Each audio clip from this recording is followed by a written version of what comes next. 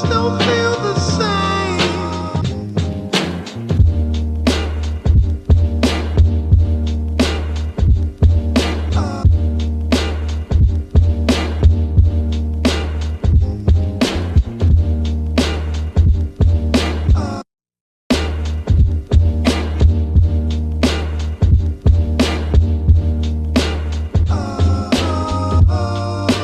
Just don't feel the same.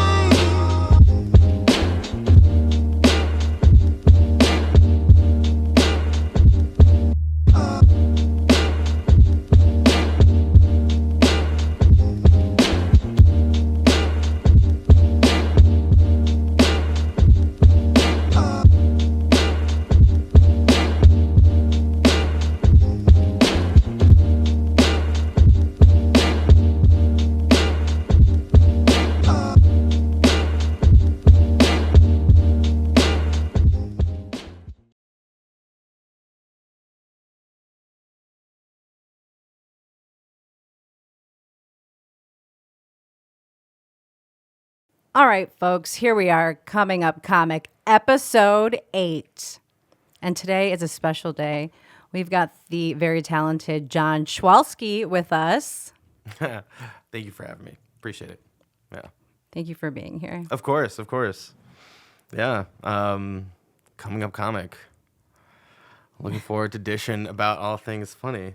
Hopefully the audience will think it's also me. But I am needy in that way, like many people that do what we do. So, yeah. I feel that. Well, thank you for coming through. This is so exciting. Oh, hell yeah. I love the space that you have here. Thank you. I love seeing a rotary phone. I'm excited to, a little bit more later. I did a little bit before. You practiced. Yeah. It's been a long time. But yeah. Yeah, we hung out. We had some pizza. We've been chilling. We've got some special guests in the house. Yes. Secrets Jardinera coming. On a pizza. You've introduced me to that, and that is killer. Just, it's salty in the right ways. It's not meat. It's good. And it's particularly Chicago. And a little bit of spice. Oh, yeah. But it's that saltiness. It is salty. Yeah. Pickled, salty, the flavors of my people. So, yes. Yeah. Welcome to Chicago, baby. Yeah, there you go. Yeah, 5.5 years deep now. 5.5 years. Mm-hmm. Wow. Yeah, I moved right before the pandemic. That was my introduction to all things Chicago, which meant that whole time that I lived in Chicago in a small part of Lakeview, all I really knew was Target. And Walgreens, that was pretty much it. I subsisted off that and the stimulus package for a little while trying to do comedy out here and film stuff. So Nice. But now we've gone through a lot, been through quite a journey in this time here, but happy I'm here. Yeah. Yeah. So I know you for a couple of your crafts, those being comedy and also film directing. Mm-hmm. But I know there's many other things that you're talented in. So tell me about those things. Yeah, well, I appreciate that. There's a lot of shit that I do that I either tell people or I don't. It's weird. I compartmentalize my interests a lot, but they all involve me performing or being a part of a production. So there's always an element to it that is feels almost removed from craft because I'm constantly doing it, and that just ebbs and flows. So there's a lot of different things that I'm into that I'm pretty serious about. Stand-up was one of those things that I kind of just, like many things I've done, including moving to Chicago, I just dove in. I decided to just start doing specials out of nowhere because I liked stand-up. I was doing it a little bit before. I had a corporate job, so there was no time to go to open mics all the time and also feel like a human being. So I ended up kind of hooking up with some friends that let me put on shows where I was working on a product for a long time. But I worked in theater for a long time. I'm drumming in 2 bands right now. I'm a little bit out of the improv game right now, kind of working back towards directing things and producing things more often, and getting back to writing some comedy. So, Nice. yeah, but many hats, usually out of necessity. Yeah. Yeah. So let's go back to where it all began. You grew up in New York, right? New Jersey. New Jersey. Yeah. Okay. A family on both sides of the river, but all within a 13-mile radius. Yeah. So my mom's from North Jersey. My dad's from Manhattan. Grandparents from Brooklyn and North Jersey. So where it all began was Little Falls, New Jersey, which is this little town about 25 minutes directly west of Midtown Manhattan. And yeah, no, Jersey was an interesting place to grow up. This might sound strange, but and I've talked about it in my comedy before, but I was one of 2 Jewish kids that went to an all-boys Catholic high school. That was actually from 7th to 12th grade. So while I lived in a very diverse and interesting cultural place, right, so close to New York, where I'm from, there's 20 million people around at all times. Like, that's real. But, like, it was a place that I had a very particular view of what my day in and day out was. So when it came to comedy for me, comedy was an escape because it was the one program we didn't have at school was theater. They didn't have a theater program for any of the guys at our school. So being at an all-boys school, we would audition at all-girls schools. And so the whole conversation about performing and everything like that was around in my family, but not really something that I think was taken seriously by anyone, but I gravitated towards it. Interesting. And partly I wanted a girlfriend. And there was nowhere else to meet anybody at the time. So that was also part of it. And I played a jester in a play, Once Upon a Mattress, for anybody who's familiar with that. And at that time decided I wanted to date the meanest person in the room because I thought they were talented. And I chased that for a while, and in that process became the Scarecrow in The Wizard of Oz and had a lot of like iconic little roles. And then weird ones, like we did Applause from the 1970 musical Applause, which is terrible. But I played a director in it. And so there was something to that where I played a clown and then I played a director and a scarecrow, where I got lit on fire by the fireball by the girl who I was dating in high school, who was the Wicked Witch. So there was a lot of comedy to just that as I processed that in therapy as a teenager and early adult. And so I was kind of like, wow, I kind of gravitate towards situations where I stick out like a sore thumb. And I do it on purpose, and it's making somebody laugh. And that definitely is partly being the youngest in my family, very close-knit family in Jersey. But I grew up actually watching my grandfather perform show tunes for, like, family reunions. And he would do this thing where the first person I ever saw dressed in drag was my grandfather. He and his brothers wore coconut bras and dressed up as the Anderson sisters. Was their act doing like 1940 show tunes. Classic. And it was just like, well, that's something. Our people got the confidence to do that. I'll give a go sometime. You know? So how many siblings do you have? I only just have one older sister. Okay. But I grew up really close to my cousins. I went to high school with my cousin that's a couple years older than me. My eldest cousin is only 8 years older than me. And for a time there, every graduation was my sister, one of my cousins, another cousin, and then me for 8 years in a row. So, like, we were all very close-knit and lived, like, 2 doors down from each other. So, like, we were constantly making each other laugh, making small little films on little tiny cameras that we had, and like never knowing what happened to the footage. Yeah, yeah.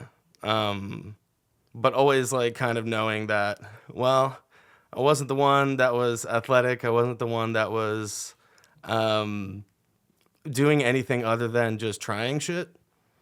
And so I just ended up having a proclivity for trying shit, which hasn't made a career.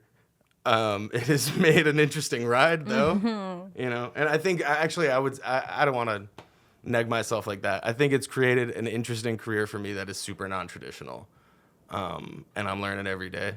Yeah. And comedy is a big part of that therapeutically for me. Amen to that. Yeah. Especially when it's not in your family customarily to do something like entertainment. Right. It's groundbreaking and people kind of don't understand it in some ways, but there's something driving you. There's that force inside of you. Totally. It came from seeing a lot of people that I knew, including like my sister, for instance, has a really great voice. She can sing like nobody's business. And she was somebody who got cast in a lot of things in our elementary school growing up. And I would like, you know, they would have like the second grade class do like get chosen like presidents. You know what I mean? Like you're a president, you're going to give a speech as that president. Millard Fillmore, someone like that. I got someone who like really is ineffectual in the time, like in history. And I just remember like, really? You're putting me in the, okay, what do I have to do to get to the Abe Lincoln lines? You know what I mean? I went to college in Maine. The typical pipeline for someone in North Jersey is you're going to go to a school. If you're lucky enough, you get a scholarship to a private school. And then they send you to a school likely in eastern Pennsylvania or upstate New York. That's kind of the pipeline. And then you kind of hover around that area, or maybe, ooh, you're adventurous, you're in New England. I was that guy. I literally applied to one school, went there in Maine, and was a theater major, but I pretty much wrote off acting immediately. I auditioned first day of school. Didn't like the director very much. My friend who became a really good and one of my best friends now, still like 12 years later, was in that audition, and he literally said to me, he was like, "This guy's racist," immediately.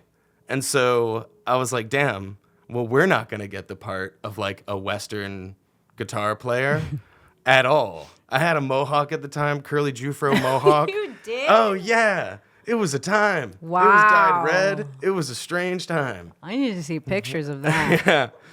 Yeah. No, but speaking of comedy and pictures, maybe our viewers can see this at home, but this is what I'm dealing with as my life right now. I'm going to show you two IDs of mine. These are the same people. And this is going to horrify you. It's my New Jersey driver's license, and this is my brand new passport. And folks at home, these pictures side by side, Kelly, I want to know what you think, but what I see is somebody who was guilty for a crime, and then someone who got their picture taken 7.5 years later after they finally got caught for the crime. My current passport shouts flight risk. If it didn't already before. This is the same guy. Yeah. Because when you met me, I was clean can't. shaven. I can't 100%. I It's strange.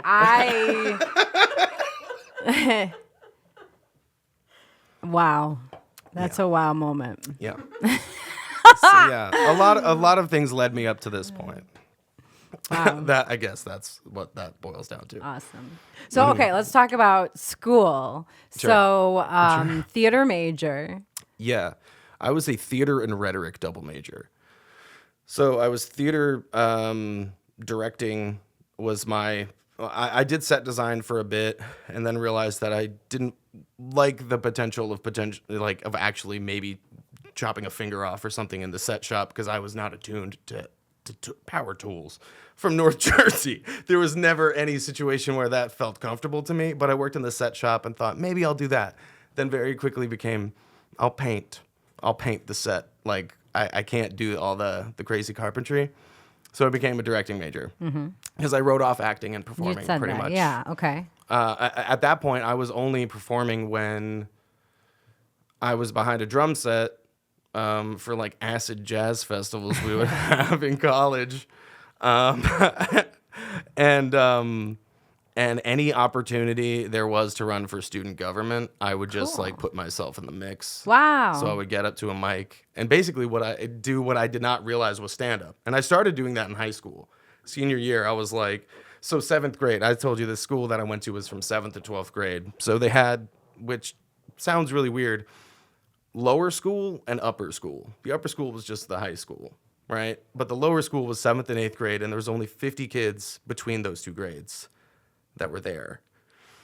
And it was a time and a half when I was there because it was really lawless, that school. And I ran unopposed in 7th grade and didn't do anything because the student council did not need a 7th grader to be doing anything. So I was uselessly doing something after school on Tuesdays. And then I ran my senior year and decided to just make jokes the whole time, but in like an impassioned, like Patton-esque way, like very angry and like theatrical is the perfect way to describe it, because I was like like standing at the podium like banging my fists and all this stuff, and then like made a shit joke at the very end of it and got more cheers. That I'd be chasing that high for the rest of my life. Wow. And that's why I'm doing stand-up now, probably. So cool. Yeah, being in rooms where I could make people laugh was everything. So whether that's contributing to someone else's vision of a comedic idea, or writing my own, or, I know that you'll have her on later, writing with my partner as well, she's become an integral part of the process of writing a lot of these specials that I did at the original Bookclub. But all of that like collaboration 100% comes from being a theater major and then someone in rhetoric studying theory of film. We didn't have, we only had screen studies. We weren't making films. So like in everything that I do, it's always very, I think, kind of conceptual, and I maybe get somewhat grounded in that, and sometimes stuck, that I want it to be a certain concept that I need to kind of be, whether through conversation with people, that's usually how it works for me. I like to talk out my ideas a lot. And that's surrounding yourself with people that like to hear your ideas and will actually not like shut it off, but also tell you, hey, dude, don't tell that story when you have a microphone in front of your mouth. And so that brings me back to earth. But yeah, no, always. School was an interesting thing because theater directing was writing about the theory of directing things, and I was the only person to do a comedy in years. And I don't think when I first approached the material, I thought of it even as a comedy. But that spun me into avant-garde theater, which is a whole, like, if you could take the joy and all the love that is in a room of good stand-up, in whatever presentation that comes, even just a good story, avant-garde social justice horror theater is the antithesis of that. It is the complete opposite. I came from measuring my audience's reactions to, did they cry? And now being like, did they laugh?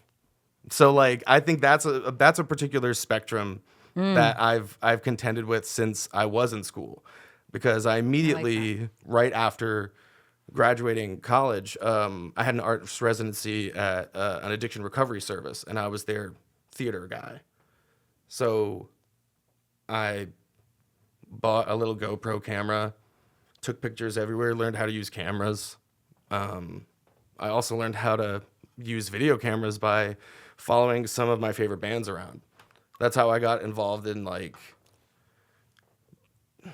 music performance and music videography as well. So there's all these like strange, maybe not common roads, but I think maybe nowadays, actually, some of these paths that I've taken have been more common for some folks that like knew it right away. But since I entered with a theater and rhetoric degree, there was nowhere for me to immediately go and feel comfortable. So it felt DIY from the very beginning. So, there's something to that I think is really important to my journey, at least. And what I said, like when you have to wear all the hats, that's where you're kind of pushed to, what do I talk about if I'm actually going to perform my own material?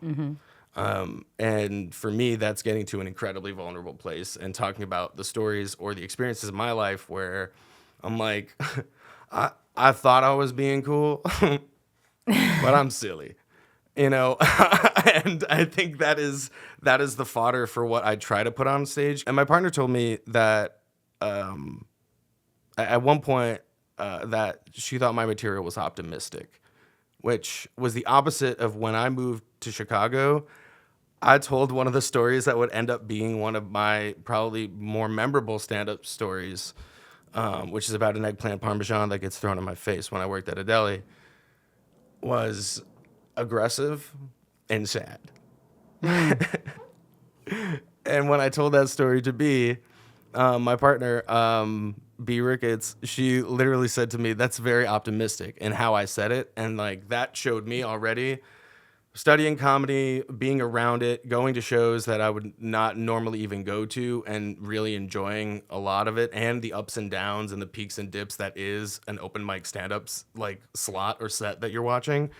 It is raw performance. So there's something that I think harkens back to all the shit that I had to learn in school, and also as a weirdo kid, but also as someone that just really cares about something that is told honestly. Like that's where I'm kind of, I'm not a picky person when it comes to movies, I don't think. Maybe I am, actually. And when it comes to things, I guess that I enjoy, but like when I really like them, it could be for the most simple thing. It could be the fact that it's like, oh, they left that in there? Cool. You know what I mean? Like I've had a few friends that have made films where I've performed in them and been like a silly character, and always come back to the comedic relief stuff. And like there is part of me now that's like, man, that would be fun to do more of, because I feel like I now have seen so much good and so much of the rest of the spectrum that, even in watching my own performances back, that I feel like I can kind of, I don't know, glean something from every performance that I see. But I guess that does make me choosy. That's inherently choosy, right? I talked to my dad the other day. He's retiring this year, and this is just inherently funny. He's retiring on July 3rd so that on July 4th it is truly his Independence Day. And it's a nice round year. 2025 feels good. July 4th, this is not America Day, this is Jerry Day. And I fuck with that so hard. Like, I'm talking to him the other day, and I'm just kind of like, you figured it out for how it works for you. And that's honest. But there was always something where if I'm talking to somebody in my family, I'm probably laughing at some point in the conversation, even if it's an incredibly heavy conversation. You know what I mean? About my dad, like, not wanting to make it to July 4th. He's like, I got to get the hell out of here. My brother does that. Yeah. Yeah. And I did that before I left my corporate job. I literally complained about it every day. It was taking me down. Everybody else around me was like, you got to get the fuck out of this. Mm-hmm. How long did you complain before you took the leap? I'm going to be... A year. Okay. The Peanut Gallery has answered 1 year. Yeah, about a year. About a year. I've been complaining about mine for like 20. Yo, I mean, yeah. My pain tolerance is high, I suppose. But a year, you were just very unhappy for a year, and you made a major move. Oh, it ended up being 2.5 years. Okay. So it was I did 6 months as a freelance independent contractor, and that's where I was making what I realized later was the good money. And I kept getting all these like extension contracts that were of 2 days, then 45 days, then another 2 days, then 1 day extended contract. And I'd be like, I started complaining then because I was like, shit or get off the pot. Right, Either you right. want me or you don't. But yeah, no, I couldn't stand that. So they finally signed me, and I took like a month off, and I took a pretty okay deal. And within 6 months, I was literally sitting at a desk where everyone around me was slowly getting picked off like flies. Like everybody was getting fired around me to the point where at a certain point within a year, I was sitting alone in the whole row of desks. And I was like, this land is cursed. Yeah, that's not inspiring. Yeah, no. It was, and the day that I left, 65 people got let go. Yeah, if that wasn't a sign, you know, it's not all roses, but like I didn't like my experience there. I liked a lot that I learned and a lot of the people that I worked with. But like on the final day that I worked there, the actual friend of mine that organized the going away party for me got let go. Oh my gosh. So it was a going away party for them too. I couldn't even have that. You know who you are, company. And I'm getting closer and closer to saying it. Bust. And I'm not going to. But good gravy. You know what you did, and it was dirty. And well played. So. But that brings you to a much happier chapter. Oh, 100%. So you've been in Chicago 5.5 years. Yep. And tell me about your experience with Chicago and how it led to your connection with Bookclub. Sure. Oh, that's a hell of a story. Okay, so left Chicago, left Jersey because I was working in a coffee shop job that was going nowhere, and and a company party there was a roast, and I got in a lot of trouble. So I'm trying to get through that as quickly as possible because that could be a long story. But I took the advice of my sister, and I just started to applying to schools for things that I liked, and a lot of schools that focus their energy on comedy. I don't see. I feel like I should remember what the Google search was to how I found it, but I found a Second City program that's now super duper defunct. That was like a year film school program. You know, hopefully they come back. Anyway, it was a thing where like I totally dove into this situation where I had 24 hours to find an apartment here. So I stayed with a friend of mine who's actually an incredible comedian. You might know him, Anthony Rossi. His dad and my dad go way back to college in the 80s and late 70s. So had met him when I was 5. I hit up Facebook back in the days when you still hit up Facebook and, you know, said like, I'm going to Chicago. I need to find an apartment. I got into a school out in Chicago, about to move there and have like 5 roommates, and I need to find a piece of real estate anywhere that we can rent because I was the closest person to be able to do this trip. Came out here because I just kind of wanted to, had like no time to find an apartment, ended up living with 6 people and a dog within the first year when COVID hit, about 6 months into me moving here. And that was a trip because I was going to film school, and half of the year that I was there, and I was like actually feeling pretty good with what I was making and kind of what I was contributing to like a weird perspective, because this is right after I was doing theater in New York, where I was directing some stuff at festivals off Broadway, and it was really kind of like I said, horror theater. It was scary shit that like needed warnings for people. Like there's gonna be like what do you call it, strobe lights and shit. So yeah, no, moving to Chicago was like 100% like I want to try this comedy thing, but specifically I felt like I learned a lot being a music videographer, where I was like, okay, I think I can compose a shot. I can have fun making comedy, but I also really want to write. That was my introduction to writing for sure. Second City was. And I'm super grateful for that. In terms of what I ended up doing with Second City after that, there has been nothing. So, but that makes sense for me. I'm a DIY person. So like when I say that, I mean, all of a sudden my friends are hearing that I was like writing stand-up again, whether they knew that I did it before or not. And I was just like, yeah, I want to do an hour. I want to do it like untested material. And I did that 7 times. Wow.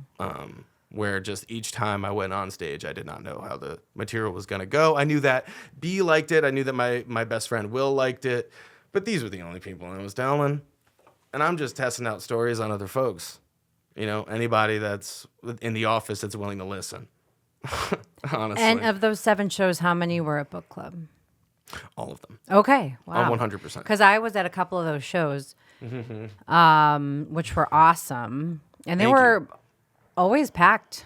So I don't know. I think I was later toward the end of your shows there. So I don't know how the first shows went, but when I went, they were always packed, full house. Yeah. But I'm also curious to know how you, did you know Cam before Book Club, or how did you meet Cam? I met Cam actually through Anthony Rossi. Actually, that's kind of how that comes up.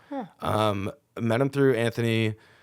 My dad's friend from college had hit me up and hit Anthony up about video production people in Chicago and audio folks, and trying to get people together to film a television Christmas special about this was I'm sure this must have been such a weird conversation for everyone in our lives when we kind of dropped everything and we were like, this American Idol semifinalist, we are going to make her TV special incredible. We're going to do it in Chicago. It doesn't make sense that it's in Chicago, but she has access to Wrigley Field. She's playing the Macy's Thanksgiving Parade or whatever the fuck it is in Chicago. I'm so sorry, but I don't know who sponsors it. I think it's by Macy's. Anyway, I got to stay in the Sheraton for like 3 hours the night before. That was fun. We got to film at some really interesting locations, and one of them was Book Club that we made look really, really great, and Cam was the purveyor of that business. You know, as far as I'm concerned, he was the only person that I knew that had anything to do with that theater space since the first time I came to Chicago and saw Anthony and his friends on stage there. This was before it was even called Book Club. It was the Crowd Theater. But when I met Cam, he was fully operating it. And we bought some string lights. We made it pretty. We invited a little audience, and we did like a performance video in there. We made like something like 9 music videos that had to be rushed to Albany, New York for the 25th of December that year. Whether luckily or not, Cam did not have to see the final product through on Christmas Eve.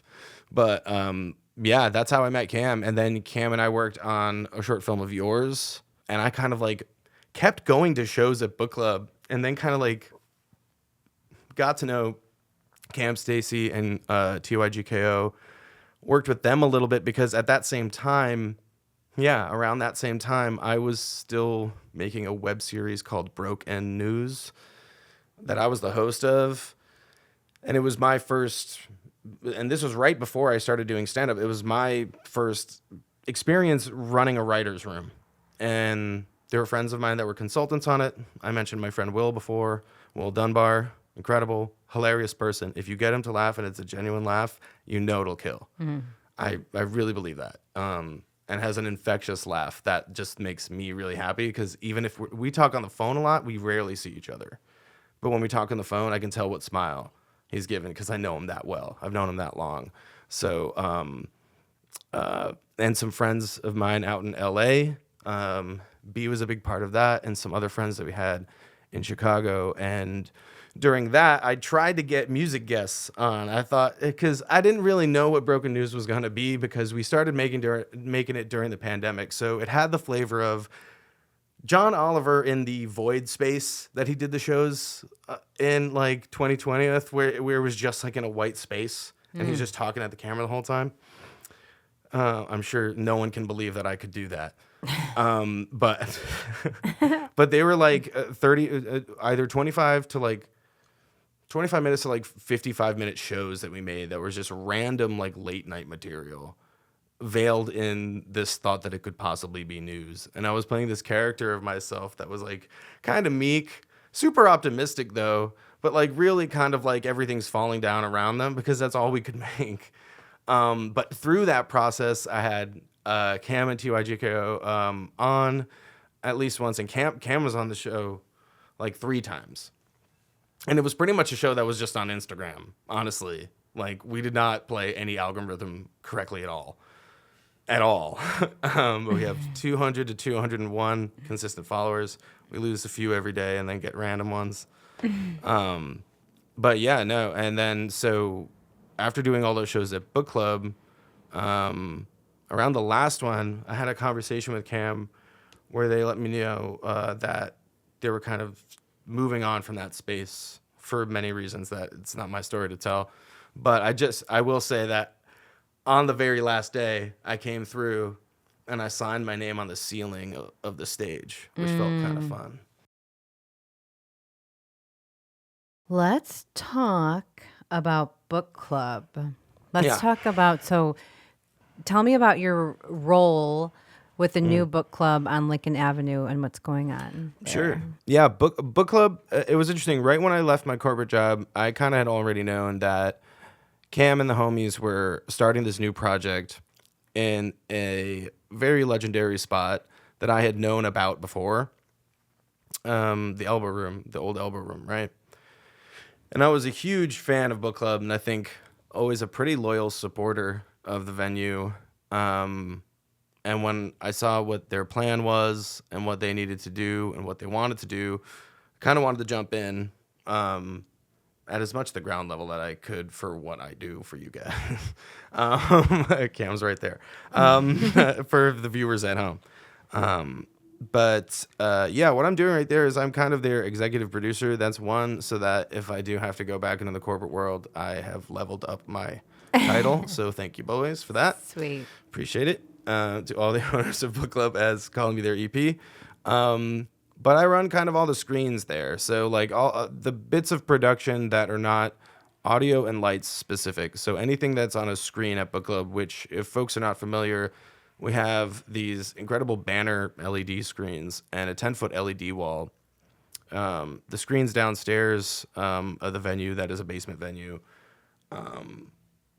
Really, I've become a VJ overnight, like rather literally. Like there was a certain point where when we were opening on New Year's Eve that I didn't really know how to do it, but I had been to enough shows where I thought, I think I can hack this if I have the right, assets and the right materials. So during the show, I am constantly feeding a live directed edit of a 3-camera recording of every show that we have that requires being recorded. Sending that live edit directly upstairs so that anybody that's at the bar level of the venue can watch almost with very little, if any, latency the show as it's happening downstairs. And the way that Very cool. Cam Stacy has rigged the audio, there is no latency when you even just go up those stairs. So it's a constant experience of being able to see the show from wherever you go. And I think coming from a theater background specifically, to be able to be confident that there's not a bad seat in the house is huge. Now, yes, Elbow Room does deal with the pole that's downstairs, but we have mitigated that by the fact that they built out their stage to be around it as well. So DJs and those at front bands or certain band leaders can be out front and have a little bit of a more presence with the audience. As Cam says, the longest front row in Chicago.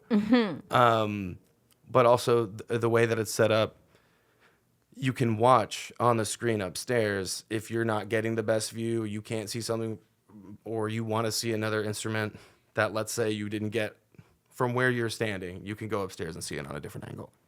Very cool. So, yeah, it's a very cool spot. And there's a lot of very interesting people that are working at the book club. oh yeah, Partners, yeah, the team, a lot of creative people. yeah. Book Club's team is, well, it kind of comes down to this for me, like having just left a job where I was like the funny office guy because it was the only thing that would get me through 8 hours a day. I'm like, you meet people at a place like Book Club that are incredibly genuine. And I think that that is, saying that you care about the audience or what's going to happen on that stage or what's going to happen on those screens, and actually backing that up and giving a shit. Because I've been to some shows at some reputable places in Chicago, will not say names, not making that mistake again, where there's only one angle or only one or there's not a good seat in the house if you're anyone under 6 foot. Because you will constantly be looking around a balcony or trying to look around someone else and just not seeing what you're trying to see. And the one angle that they have on the wall is completely boring. To have an immersive experience that also still feels DIY and also kind of like moving with the times too, because that's kind of where I come in, actually. Not to toot my own horn there, but like the Beep, cool thing. beep. Yeah, right. The cool thing about the Elbow Room was that they recorded every show that they had there, or a lot of them, and put them on YouTube. And they had this like Cool. really makeshift, super DIY box that hosted this one camera that was like a VHS, like a DV cam type situation. And it had one angle. And so we're bringing kind of like what people are more used to, like a 3-camera angle edit of something that feels somewhat boiler room, but also somewhat like kind of with the times, because LED walls aren't going anywhere. They're going to become a part of a lot of shows. Like just recently, the Oscars, like the LED screen that they're bringing from the ceiling. You know what I mean? Like we're kind of doing that for a small fancy. venue. Yeah. You know what I mean? Like, but in the way of like we're playing with the lights and with the color of the experience, not just what's on stage. I was just thinking we should let the listeners know that the new book club is in the old Elbow Room at 2871 North Lincoln Avenue. Book club, check it out. Yeah. Yeah, it's a great spot. And we're about to do some things that I probably can't talk about, but we're about to, really work to have music production be something that is enjoyed by the artists, enjoyed by the people that are making it, and to be at a place that feels like you can express yourself how you want to. Mm-hmm. Like, it's kind of ironic right now with one of the bands I'm playing with. We're rehearsing at a school of rock where they teach kids how to like cover music, and by that you learn how to play an instrument, which is probably super helpful, honestly. I went to a couple lessons at a school of rock and didn't like it, so I went to the like off-brand version of it in Jersey, where it was like some guy's like garage studio where we would learn to engineer and play music, but never covers. So the fact that there's a place that like just totally supports like original music and people getting that kind of ground up feel to their experience, but also feeling like someone texted me today, thank you for making me feel like a rock star. You guys rock. And I'm not one of the owners of the business. I'm just someone who was like, you got to record this stuff, guys. You like, this is going to be great. We're going to have remember when moments. Remember where that band that was once that band came Yes. through here. They got that new guitarist and shit, that was awesome. I won a t-shirt at a book club venue the other day. A book club show for a band called Your Mom. They're great. Your mom. Yeah. Let's talk about how we met. Sure. I was working on a short film concept, and I was working with Cam on getting the podcast started, and I mentioned this idea of the short film concept to him and what I was trying to do, and he brought you in, and we sat down and we met, and I don't remember where the heck we met, but we sat down at that one spot and had drinks and... Oh yeah. Yeah, okay. So we met at that Sleeping Village, I think. Could have been. It might have been. I don't remember. And then we met the second time we met, or maybe it was the first time, we were at the location that you wanted to film at. Yes.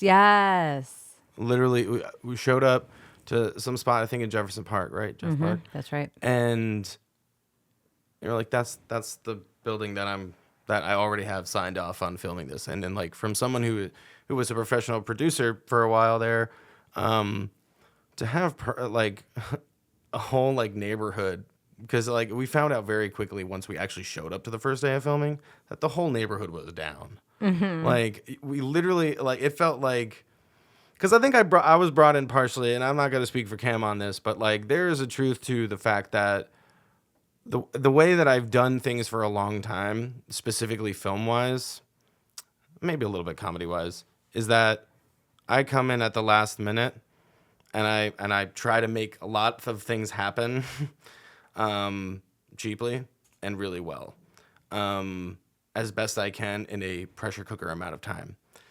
And I remember when we met, you said, we don't really have a lot of time because I can get this in front of some people that I think will really like it. I hope you like the script. And Cam was like, yeah, like, I think I can get a friend to help us with audio. And I already had a friend named Eric Ochoa, who is kind of like my ride or die, like helps me out like whenever I need it, kind of first AC, second camera up, co-director. He filmed all of my 6 specials at Book Club. And we did it in the course of 2 days. And we filmed over the course of 2 days. And then our friend Maddie, who edits this podcast, edited it in like 5. And we delivered it that day, showed up. I think my sister was also at that viewing, which was interesting. And Cool. I think we had such a really good response. I thought it had a really good response. And there was something about meeting you in that way where I met somebody who was very particularly interested in seeing through the process and not giving up on the process. And there's so many people that give up on the process.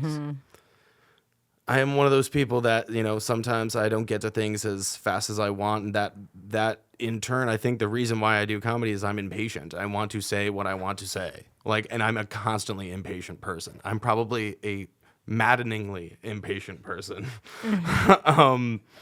But, you know, this kind of like, you could be a clutch player. We have to make this. You know what I mean? It was kind of like, yeah, all right. Yeah, that let's was a make crazy it. moment. I remember looking in the mirror and saying out loud to myself, like, are you going to do this, Kelly?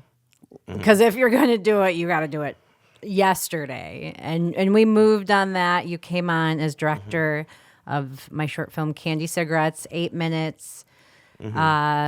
Beautiful little, my debut short film. Yeah, it was a lot of fun to make, and you had a lot. It was also cool to see the community that you brought as well.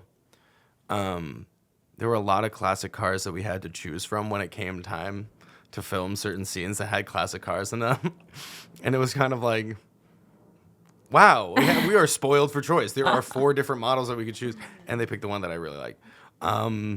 The green one. I love the green one. That's my cousin Doug's car. Yeah, Doug was very cool, and Thank you, I saw, Douglas. yeah, his eyebrows raised a few times when, like, you know, Eric and I always have like keys in our pockets and stuff like that, where we're like sitting in the car, like moving lights and shit, and we're like, oh, he's worried about the upholstery.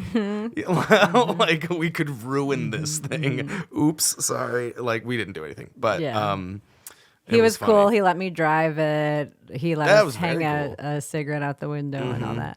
Yeah, it was a But, lot of fun. Yeah, that was a very cool experience. And the crew on that was awesome. We had Eric Ochoa, Maddie Shoot editing. We had Peter Cooley, sound, Oh, the boom mic, yeah. and Cam with everything like he does. But he, of course, specialized in sound on that, amongst other things. But yeah, it was an awesome experience. And here we are, and there's a lot of exciting things in our future. Very much so. Yeah. And I'm impatient about all of them. I can't wait for them to happen. They're happening as we speak. In fact, they've already happened. That's the trippy Some part. Twilight They've already Zone stuff. happened. Do-do-do-do-do-do-do-do-do. Heck yeah. I think it's time to bring on our special guest. Yeah.